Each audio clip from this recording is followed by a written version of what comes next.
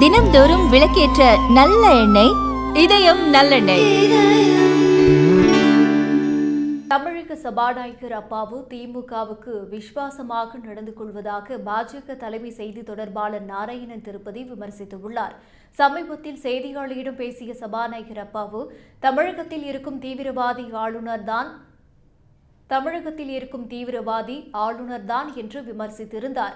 அவரின் பேச்சுக்கு பதிலளித்துள்ள தமிழக பாஜக தலைமை செய்தி தொடர்பாளர் நாராயணன் திருப்பதி, சபாநாயகர் பொறுப்புக்குரிய மரியாதையும் மாண்பையும் தமிழக சபாநாயகர் அப்பாவு இழந்துவிட்டார்.